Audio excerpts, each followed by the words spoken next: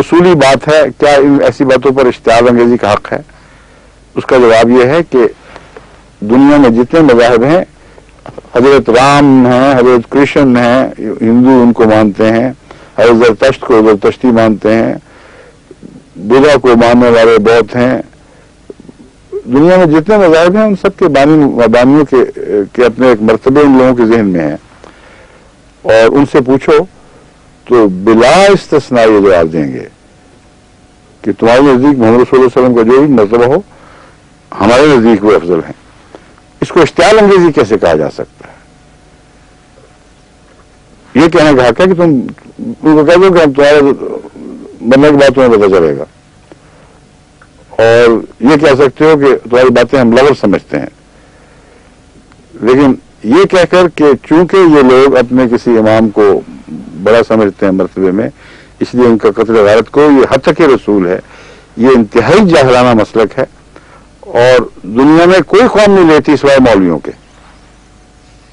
اب ضمن میں آپ کو یہ بھی بتا دوں کہ میں نے جائزہ لیا ہے تمام مذاہب کا، اس دور میں بھی پہلے بھی، آج تک آپ کو آج تک تو نہیں کہنا چاہیے، پہلے بعض ادوار میں کچھ آپس میں جھگڑے کی باتوں پہ چلے ہیں، اس دور میں اس زمانے میں سوائے مولویوں کے جو مسلمان کہلاتے ہیں، کوئی مذہب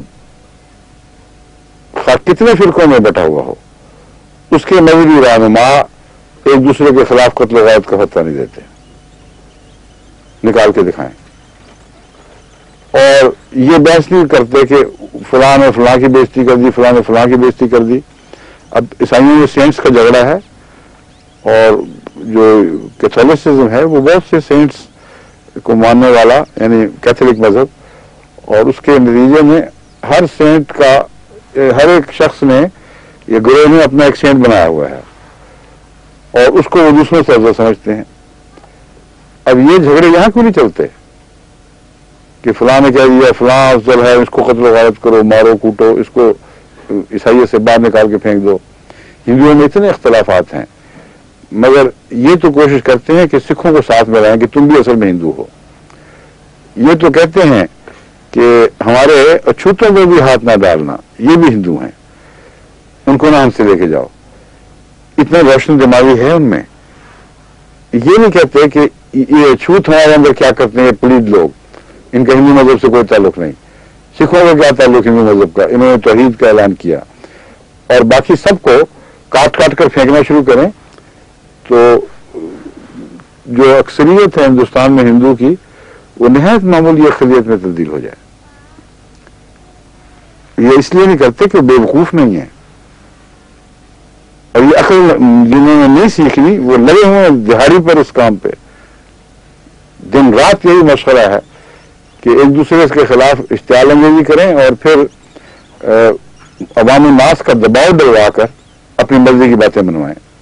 آج کل پاکستان میں یہی ہو رہا ہے، اور آپ دیکھ لیں اسمبلی میں کل کیا حرکتیں ہوئی ہیں، جو حتیٰ کہ صحابہ اب شروع ہو گیا ہے، پہلے شروع ہوا تھا حتیٰ کہ رسول، اس کو تو آنکھیں بند کر کے سب نے مان لیا، کسی کو ضرورت نہیں تھی کہ یہ سوال اٹھائے کہ کیا قرآن کی روح سے اور رسول اکرم صلی اللہ علیہ وسلم کے مسلک کی روح سے نبیوں کی ہتک کرنے والے کی کوئی دنیاوی سزا ہے کہ نہیں، کیا خدا کی ہتک کرنے والے کی کوئی دنیاوی سزا ہے کہ نہیں۔ وہ نکالتے، اس بحث میں پڑھتے، اس کی ضرورت ہی کسی کو نہیں ہے۔ مجال ہے حق بات کی خاطر کوئی کھڑا ہو سکے، اگر خطرہ ہو کہ اس میں عزت جائے گی، ٹوپی اترے گی، ٹانگ کھینچی جائے گی اور ممبری جائے گی، یہ اگر خوف ہو، کوئی نہیں ہے جو حق کے لیے کھڑا ہو۔ لیکن بعض مجبوریوں میں بعض دفعہ حق کے لیے کھڑا ہونا پڑتا ہے۔ اب جو پیپل پارٹی کی موجودہ حکومت ہے، ان میں شیعہ عناصر بھی ہیں اور کافی ان کا زور بھی ہے بیچ میں۔ اب وہ یہ بات پسند نہیں کرتے کہ احمدیوں کے ساتھ جو ہو چکا اب شیعوں کے ساتھ بھی دوبارہ کیا جائے، اور چونکہ صحابہ کی حد تک کا مسئلہ خصوصیت سے شیعوں کے ساتھ تعلق رکھتا ہے اور انہی کی خاطر اٹھایا گیا ہے۔ ایک پس منظر یہ ہے، اس لیے یہ لوگ اس کی تائید نہیں کر سکتے، لیکن پیپل پارٹی کی سنی بھی نہیں کر سکتے۔ کیونکہ اس بہانے پیپل پارٹی کو نقصان پہنچانا مقصود ہے. دوسرے پیپل پارٹی کے جو سنی ہیں وہ یہ سمجھتے ہیں کہ مولویوں نے خام خواہ فہمت ڈھائی ہوئی ہے, ایک اور ان کو ہتھیار دے دیا تو یہ تو سر پہ ایسے چڑھیں گے کہ پھر لاکھ کوشش کرو اتریں گے نہیں. یہ ہے اصل پس منظر جو بحث کل چلی ہے. اور اس پہ علامہ طارق صاحب ہیں کوئی سپاہی صحابہ والے, انہوں نے وہ ہنگامہ برپا کیا, آپس میں لگتا تھا کہ کرسیاں چل جائیں گی. اور آخر پہ جب دو موشنل بیک وقت شروع تھی, ایک وزیر صاحب نے اپنا جو پہلے سے طے شدہ پروگرام تھا اس کے مطابق ایک بل پیش کیا ہوا تھا کہ اس پر بحث ہو, اور دوسری طرف یہ علامہ طارق صاحب یہ اٹھ کر یہ کہہ رہے تھے کہ میرا بل جو ہے وہ صحابہ کی حد تک کے نتیجے میں فوجداری جو ہماری دفعات ہیں ان میں جرم داخل کرو اور اس کی سزائیں مقرر کرو. یہ بحث چلی ہے کل, اور بیک وقت دونوں بل پیش کر رہے تھے اور مچھی ہٹا بن گیا تھا اسمبلی کا فلور, اسمبلی کا ایوان. اور کہتے ہیں اس قدر تو میں ہوئی, اس قدر تو تکار ہوئی ہے کہ کان پڑی آواز سنائی نہیں دیتی تھی, ایک ہنگامہ تھا.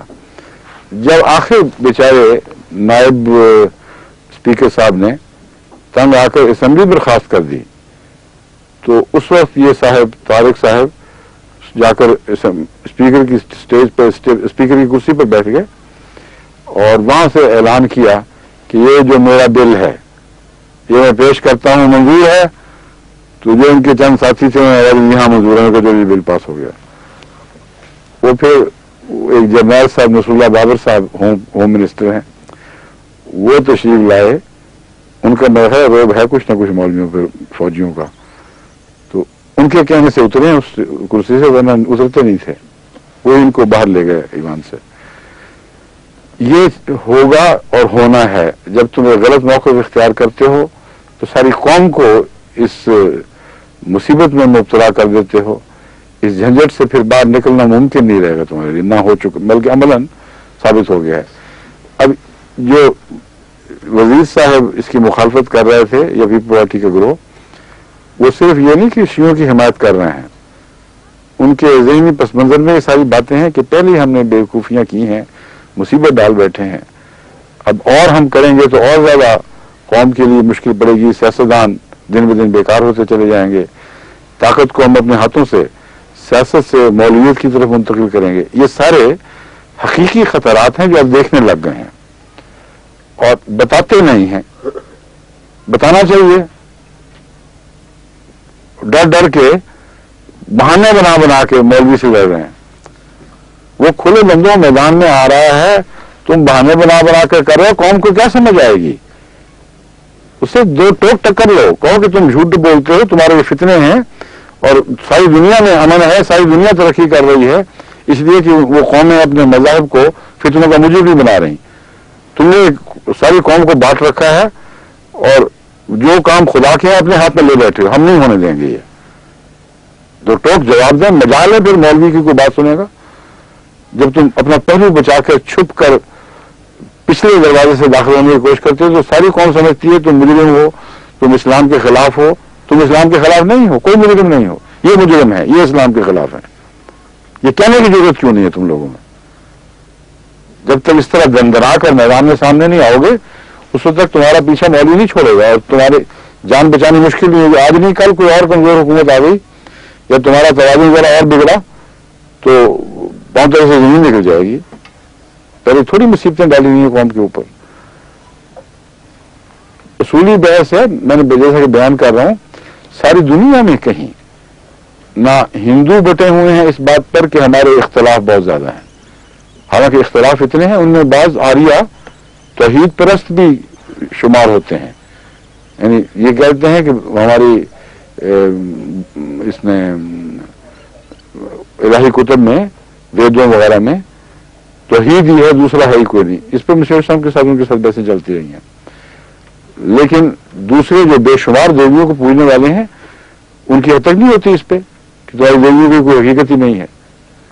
وہ کہتے ہیں ہوگا ان کا عقیدہ, ہم نہیں مانتے, لیکن ہندو یہ بھی ہیں اور ہم بھی ہیں. 1000 اختلاف ہیں، پھر بھی کہتے ہیں ہاں ہندو یہ بھی ہیں اور ہم بھی ہیں. اصول یہ بنا بیٹھے ہیں کہ مذہب کے دائرے میں اختلافات کے باوجود اگر قوم اکٹھی رہے تو اس سے ایک فائدہ یہ پہنچتا ہے کہ سیاسی جمعیت نصیب ہو جاتی ہے اور سیاست میں تفریق پیدا نہیں ہوتی. اس اصول پر ہندو اگر 70 کروڑ ہے تو 70,000 اختلاف بھی ہو تب بھی وہ ایک جماعت بنا ہوا ہے. اور مسلمان اگر یہاں 12 کروڑ ہے تو وہ ایک دوسرے کی کھال اتار رہا ہے اور اسلام کو بہانہ بنا کر قوم کی جمعیت کو ٹکڑے ٹکڑے کیا جاتا ہے. یہ واضح حقیقت ہے جس کو ان کو پیش کرنا چاہیے اسمبلیوں میں اور بتانا چاہیے کہ ہم نے فیصلہ کر لیا ہم یہ نہیں ہونے دیں گے. مولویت اپنی جگہ کوئی فتوے بے شک لگائے، کیا فرق پڑتا ہے؟ ہمارے اوپر لگائے ہیں، ہم ان پہ لگاتے رہے ہیں جو ابھی فتوے، کوئی ہمیں اس میں اور نہیں ہے کیونکہ جس تمہیں حق ہے فتوے دینے کا ہمیں بھی تو ہے. کہ ظفر اللہ خان صاحب جب 1953 کی عدالتی کارروائی میں پیش ہوئے تھے تو چوہدری نذیر احمد صاحب جو اس وقت اس سے پہلے یا اس وقت بھی تھے یا پہلے وزیر تھے، غالباً مرکزی حکومت میں وزیر رہے تھے، وہ پیش ہوئے تھے مولویوں کی طرف سے. تو انہوں نے اس وقت وزیر نہیں ہوں گے اگر پیش ہوئے تھے تو انہوں نے یہ سوال کیا چوہدری صاحب سے کہ چوہدری صاحب بتائیے آپ مجھے کیا سمجھتے ہیں؟ اب وہ سمجھتا تھا کہیں گے میں غیر مسلم کہہ دیں گے تو میں دیکھ لو جی کیا کہہ رہا ہے. چوہدری صاحب نے آرام سے جواب دیا جو آپ مجھے سمجھتے ہیں، سیدھی بات ہے. اب اس میں کون سی جھگڑے کی بات ہے؟ آپ مجھے کیا سمجھ جو مجھے آپ سمجھتے ہیں، بس بات ختم ہوئی. تو سمجھنے سے کیا فرق پڑے گا تمہیں؟ تم کو تو جھوٹ سمجھتے ہو لیکن اس لیے کہ تم ہمیں غیر مسلم سمجھتے ہو ہم یہ حق ہے کہ ہم تمہیں نکال کے امت سے باہر نکال دیں اور ایک دوسرے کو بے شک غیر مسلم کہتے رہیں. یہ کہاں سے انصاف ہے؟ یہ کون سا تقوی، کون سی عقل کی بات ہے؟ اور یہ بحثیں سیاست سے کیا تعلق رکھتی ہیں؟ ان کو نکال کر سیاست سے باہر پھینکو. قائد اعظم کی کامیابی کا راز یہی تھا. ان کو زیادہ باتیں نہیں آتی تھیں، یعنی کرتے نہیں تھے زیادہ باتیں، لیکن بڑا شفاف دماغ تھا. انہوں نے ایک فیصلہ کیا، اس پر قائم رہے مضبوطی کے ساتھ کہ میں نے سیاست میں مذہب کو دخل نہیں دینے دینا. اور مسلمان کی تاریخ میرے نزدیک قومی وحدت کی اتنی کافی ہے، جو اپنے آپ کو مسلمان کہتا ہے مسلم لیگ کا ممبر بن سکتا ہے. بڑا مولویوں نے زور لگایا. مجال تھی جو قائد اعظم کو کہ پائے ثبات میں ذرا سی بھی جنبش دے سکیں، مضبوطی سے قائم رہے. ان کی عظمت اس بات میں ہے کہ باصول انسان تھے، صاحب کردار تھے اور بے خوف تھے، کبھی مولوی سے نہیں ڈرے.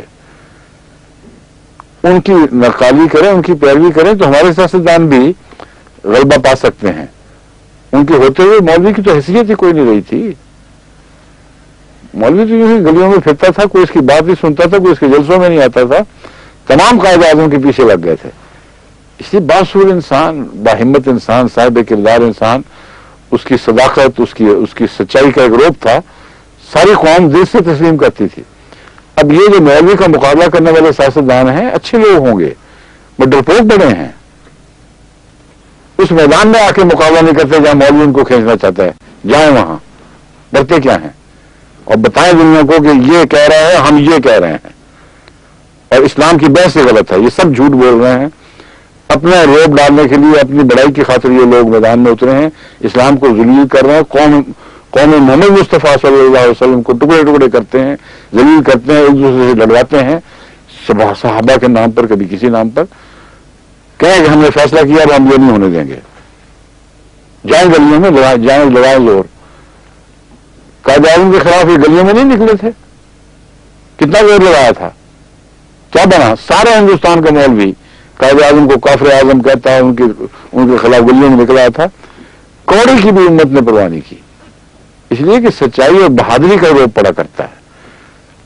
تو میں ان لوگوں کو جو اپوزیشن سے تعلق ہوں یا حکومت میں کی پارٹی سے تعلق ہو، ان کو میں نصیحت کرنا چاہتا ہوں کہ وہ اصولی طور پر خواہ آپس میں کتنی بھی دشمنی ہو اس وقت اکٹھے ہو جائیں. یہ انتہائی بے وقوفی ہوگی نواز شریف صاحب کی پارٹی کی یا کسی اور کی کہ کہ پیپل پارٹی کو گلے سے اتارنے کی خاطر مولوی کو گلے چڑھا لیں. پیپل پارٹی تو آج آئی اور کل گئی, مولوی سے تو پھر نہیں اترنا. یہ تو بلا مستقل ہے, ایسا پیر تسبیح پا ہے کہ جو ایک جگہ گردن میں پھندا ڈال گیا تو مجال ہے جو اتر سکے تم سے. تو یہ میں سمجھا رہا ہوں, عقل دے رہا ہوں, خدا کے واسطے ہوش کرو, بالکل سچی بات کر رہا ہوں. آپس میں لڑتے رہو, جو مرضی کرو, مجھے اس سے کیا, میں سیاستدان نہیں ہوں. لیکن مولوی کو اگر تم نے سر پہ چڑھا لیا اور اس کو استعمال کر کے پیپل پارٹی کی حکومت کو گرانے کی کوشش کی تو تم بھی گئے. دولتانے سے نصیب پکڑو, کس طرح قوم میں ظلم ہوئے تھے, کس طرح اختلاف پیدا ہو گیا تھا. تو یہ کام نہیں چلتے, بیوقوفیوں کی باتیں ہیں. اپنے اصولوں پر قائم ہو اور اس میں پیپل پارٹی کے ساتھ اتفاق کرو کہ جہاں تک اسلام کے غلط استعمال کا تعلق ہے, لوگوں کی اشتعال انگیزی کا تعلق ہے, ہم تمہارے ساتھ ہیں. مولوی سے اپنی گردنیں آزاد کراؤ, پھر دیکھو کہ ساری قوم کس طرح آزاد ہوتی ہے. پہلے میں کہا کرتا تھا پاکستان بیچارہ یا تھانے دار کا غلام ہے یا تحصیلدار کا, اور وہ قوم یا پٹواری کا, تحصیلدار سے بڑھ کر پٹواری کا. تو میں کہا کرتا تھا ان لوگوں کو جن سے ملاقاتیں رہتی تھیں کہ تم آزادی کی باتیں کرتے ہو, بیچارے قوم کو تھانے دار اور پٹواری سے تو آزاد کرا لو, پھر برٹش حکومت کے خلاف جتنے مزید نعرے لگا لینا. ان کے جو نظام کے جو ادنا چاکر تھے وہ تو تمہارے وزیروں پر بھی سوال ہوئے ہیں. آج بھی وہ ذرا جب پٹواری کے پاس سے گزرتے ہیں اپنے حلقے کے تو اس کو سلام کر کے گزرتے ہیں دل سے, چاہے اس کو جو مرضی ذلیل سمجھیں, مگر مجال ہے جو اس کو ناراض کریں, اس سے انہوں نے جھوٹے کام کروانے ہیں. تو اصل بات یہ ہے کہ جھوٹ کی حکومت چلتی ہے پھر آخر ایسی باتوں میں. مولوی کو بھی خوش رکھتے ہیں اس لیے کہ مولوی سے دوسروں کو گالیاں دلوانی ہوتی ہیں, اور مولوی کو استعمال کرانا دوسروں کو پیچھے ڈال دیا, اور وہ ہر وقت ڈالتا پیچھے دوسرے کے پیچھے پڑتا رہتا ہے. ابھی انہوں نے سودا بازی کی تھی ہمارے متعلق, پتا ہے آپ کو, جو وہاں ہوا ہے صدر صاحب بہت شریف نفس تعلیمی یافتہ بزرگ, ان کے خلاف کوئی میری شکایت نہیں, مگر مولوی سے ووٹ انہوں نے ضرور مانگا اس کے لیے پیپل پارٹی والوں نے, اور ہر دفعہ سب سے اچھا سودا احمدی کا کرتے ہیں. فوراً احمدی کا گوشت مارکیٹ میں آ جاتا ہے, مولوی صاحب یہ فرمائے نوش فرمائیے اور ہماری خاطر بتائیں کیا کرتے ہیں. تو مفتی فضل الرحمان صاحب نے, وہ تو ویسے گوشت خور ہیں, احمدی کا گوشت اس شوق سے قبول کرتے ہیں. انہوں نے کہا ٹھیک ہے بالکل ہمارے ووٹ تمہارے ساتھ. اور اب وہی مفتی صاحب وہ کہہ رہے ہیں کہ ان کا بھی ہم گوشت کھائیں گے. کہتے ہیں جب تک ہم بندوق کی گولی سے ان لوگوں کو ٹھیک نہیں کرتے اب کوئی سمجھوتا نہیں ہو سکتا. تو مولوی کہ آج کچھ کل کچھ, آج اس کا کل اس کا, کن باتوں میں پڑ گئے آپ بیچارے. آپ نے تو بنایا ہوا ان لوگوں کو. ایک جگہ سامنے آیا جیسے قائد اعظم آئے تھے, ایک بھی مولوی سامنے نہیں رہا, سب کے پاؤں اکھڑ گئے, اور قوم بنے گی نہیں ورنہ. یہ مصیبت ہے نا, میں تو سیاست بتا رہا ہوں آپ کو. ہم ایسے لڑتے رہتے ہیں آپس میں, ان کو ہمیں لڑنے دو, چلو یہ جو مرضی کہیں ہمیں, ہم نے تو مقابلہ کرنا ہے اخلاق سے, قرآن سے, دلیل سے, سنت سے. تو دیکھا اس مصیبت میں آ گیا بیچ میں خام خواہ. آپ آئے مجھے مار, مولوی کی چکر میں پڑ گئے. سیاست دانوں عقل کرو, خدا کا خوف کرو, ابھی بھی ہوش کرو. یہ ہمارے پیچھے پڑ گئے, پڑھتے رہنے دو. تم کو ہم الگ تم الگ, ہم دائرہ سیاست میں ہیں, تم دائرہ مذہب میں ہو. جو مرضی کرتے پھرو, تم خدا کو جواب دو گے, ہم نے تو قوم کو جواب دینا ہے. خدا کو جواب کے جو سیاست قائل ہی نہیں ہے نا, اس لیے میں کہہ رہا ہوں ہم تو قوم کو دیں گے, تم خدا کو جواب دیتے پھرنا. اور خدا کے مقابلے پہ شیر ہونے کی تم ضرورت بھی نہیں, مولویوں میں ہے. وہ اپنی طرف سے سمجھتے ہیں ہم اپنے خدا کو سنبھال لیں گے. تو اس لیے ان سے پیچھا چھڑاؤ, آپس میں اتحاد کرو. یہ جو سب ہیں جھگڑے, یہ فلاں عزت اور فلاں ناموس, یہ سب مولوی کا قصہ ہے. ان ناموس کی باتوں کا نہ قرآن میں کوئی ذکر ہے, نہ حدیث میں کوئی ذکر ہے. جہاں بھی ذکر ہے وہ یہ ہے کہ اگر کوئی گستاخی کرے گا تو اللہ اس کو پکڑے گا اور خدا فیصلہ کرے گا, اور وہ بہتر جانتا ہے. اور فضیلت کے دعووں کو جس طرح کہ ہمارے متعلق بنا بیٹھے ہیں، فضیلت کے دعووں کو گستاخی قرار دینا جہالت ہے، کیونکہ یہ مناسب کی بحث ہے، اور تمام دنیا میں اگر اس کو گستاخی سمجھا جائے تو ایسی جنگ چھڑے گی اشتعال انگیزی کے نتیجے میں کہ پھر وہ جنگ کسی طرح ختم ہونے میں نہیں آ سکتی۔ اس لیے ان چیزوں سے باہر نکلو اور امن سے حکومت کرو، اللہ تعالیٰ ہدایت دے۔ یہ قوم ترقی نہیں کر رہی، کیا وجہ ہے؟ دو قدم آگے جاتی پھر پیچھے کھسک جاتی ہے۔ یہ ٹانگیں کھینچنے والے موجود ہیں ہر وقت، اور ہر دفعہ سیاستدان خود ماشاء اللہ کی باتیں شروع کر دیتے ہیں، ایک ماشاء اللہ سے پیچھا چھڑاتے ہیں، مصیبت پڑی ہوتی ہے، اور اس کے بعد اگلا ماشاء اللہ کی خیر مقدم کرنا شروع کر دیتے ہیں کہ اگلا کب آئے گا۔ ابھی بھی کہہ رہے ہیں کہ اچھا جی اب تو فوج آئے گی، اب تو فوج۔ جس فوج کو بار بار یہ کہا جائے کہ تم آ جاؤ، آ سکتے ہو، ان بیچاروں کے پاس طاقت تو ہوتی ہے، وہ کہاں تک برداشت کر سکتے ہیں؟ اور ان میں سیاست چلانے کی صلاحیت نہیں ہے۔ یہ درست ہے، فوجی چاہے ناراض ہوں یا کچھ کریں، فوج ایک مشین ہے، ایک خاص مقصد کے لیے تیار ہوئی ہوئی ہے، ان میں حب الوطنی ہونی چاہیے، قربانی کی روح ہونی چاہیے، اور اپنے مقاصد میں بہت اعلیٰ صلاحیت حاصل کرنا ضروری ہے۔ تمام دنیا میں بڑی قوموں کی مثال دیکھ لو، وہاں فوجوں کو کون سیاست میں آنے دیتا ہے؟ ہاں جب ریٹائر ہو جائے اور ان میں اگر کوئی صلاحیت ہو، جیسے آئزن ہاور ایک دفعہ آئے تھے، تو ان کے لیے منع نہیں ہے، مگر فوج کے دوران فوج کی طاقت کا غلط استعمال یہ بالکل جائز نہیں ہے۔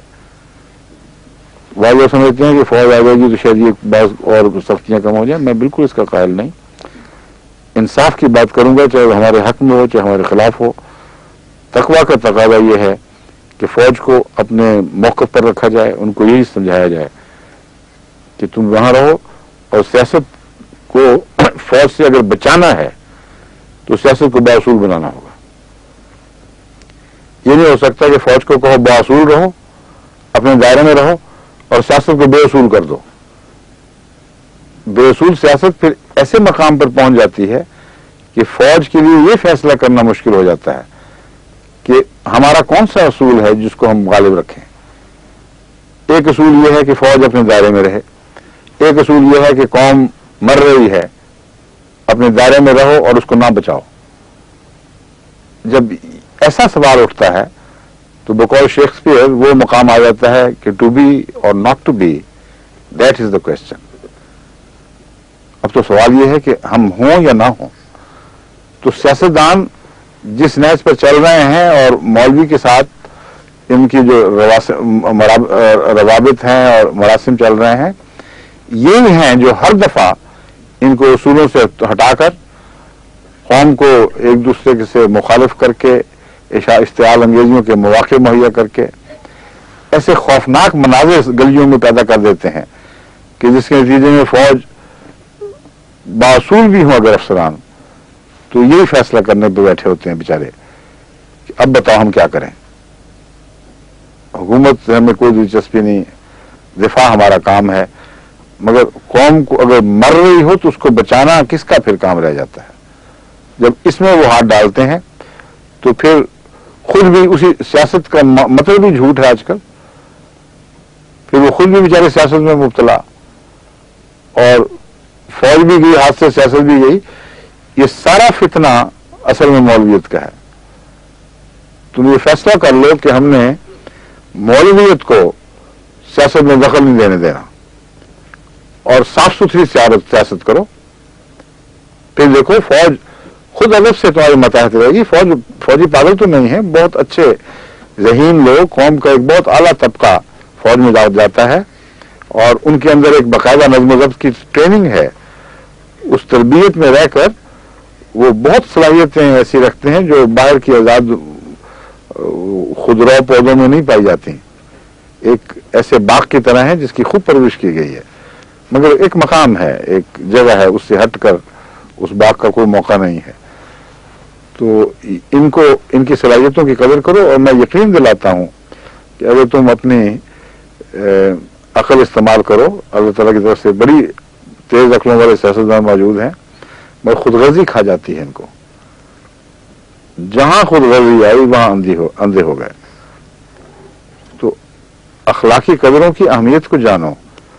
جب تم سچ پر قائم ہو اور خود غرضی چھوڑ دو، خواہ حکومت ہاتھ جاتی رہے، تو اچانک پاکستان کی سیاست سارے صحت مند ہو جائے گی.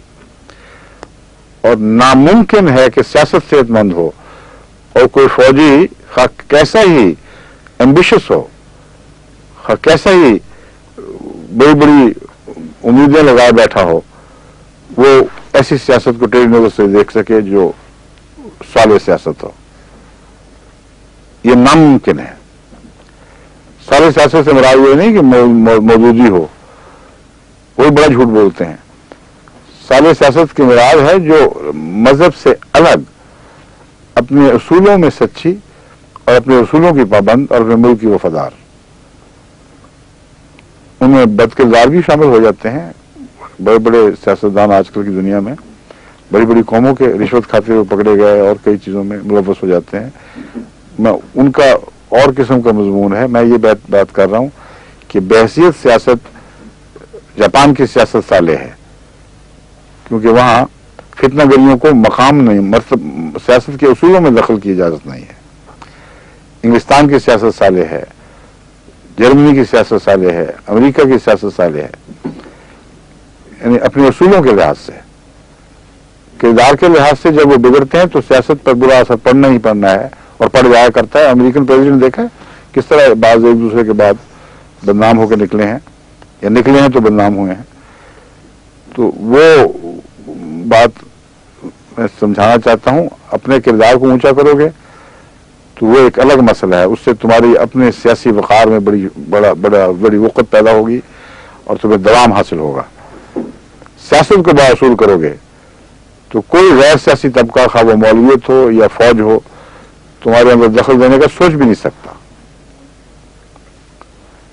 یعنی پہلے امریکن سیاستدانوں سے غلطیاں نہیں ہوئیں، جاپانی پریزیڈنٹ سے غلطیاں نہیں ہوئیں، یہاں جرمنی کے جو سربراہ تھے پیچھے وہ بعض جرائم میں ملوث نہیں پائے گئے، لیکن سیاست کو نقصان نہیں ہوا.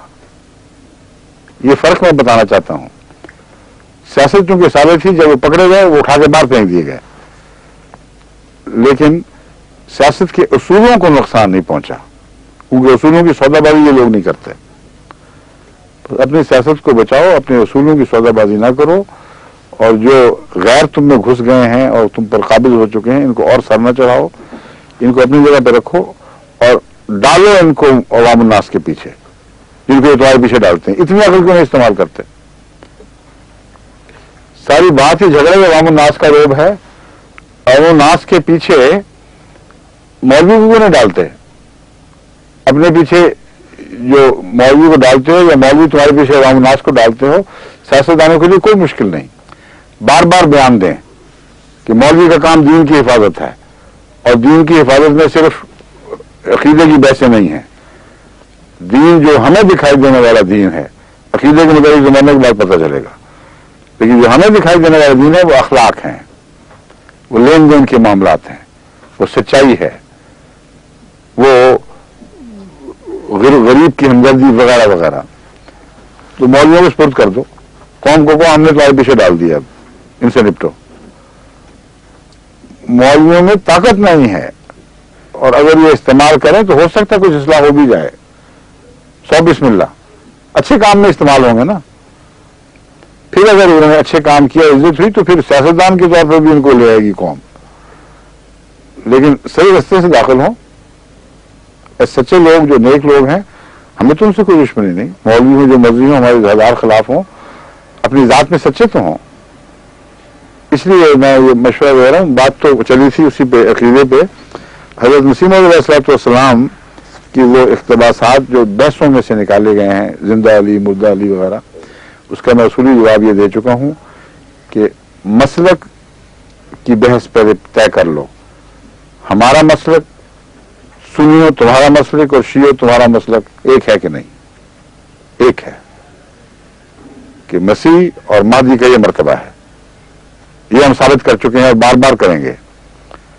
اس کے بعد مسیح موعود کو اس مسلک سے ہٹا کیسے سکتے ہو تم ہٹا کر یہ ثابت کرنا چاہتے ہو کہ وہ جھوٹا ہے؟ تمہارے خوف سے وہ اپنا سچائی کا مسئلہ چھوڑ دے جو تمہارا بھی ہے. یہ بالکل لغو بحث ہے. جہاں تک مرتبے اور مقام کا تعلق ہے، حضرت علی رضی اللہ تعالیٰ عنہ، اور حضرت امام حسن، امام حسین اور دیگر صحابہ کے متعلق مسیح موعود کی جو بحثوں سے الگ مثبت تحریریں ہیں، وہ میں آج تو وقت نہیں، کل میں سناؤں گا. وہ پڑھ کر دیکھیں تو پھر آپ ان کو سمجھ آئے گی کہ آپ کا مسلک کیا ہے. وہاں بتاؤ کہاں اشتعال انگیز کا موقع تمہیں ملتا ہے، وہاں بتاؤ مشہور اسلام نے کہاں کسی کے خلاف کیا بات کہی ہے. بس منصب کی بحث میں تمہیں کوئی مجال نہیں ہے، کوئی حق نہیں ہے تمہارا کہ مسیح موعود پر قدم لگاؤ. جو ویسے بیان ہے کہ آپ صحابہ کو کیا سمجھتے تھے، حضرت علی رضی اللہ تعالیٰ عنہ کو کیا سمجھتے تھے، وہاں بات کرو. کتنے منٹ ہیں باقی؟ اچھا، ایک حضرت علی رضی اللہ تعالیٰ عنہ کے متعلق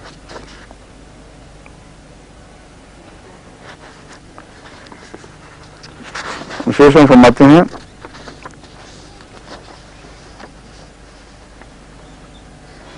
یعنی مجھے حضرت علی اور حسین سے ایک لطیف مناسبت ہے، اور اس کے راز کو صرف دو مشرقوں اور مغربوں کا رب جانتا ہے، اور میں علی اور اس کے دونوں بیٹوں سے محبت رکھتا ہوں، اور جو آپ سے دشمنی رکھے اس کا دشمن ہوں.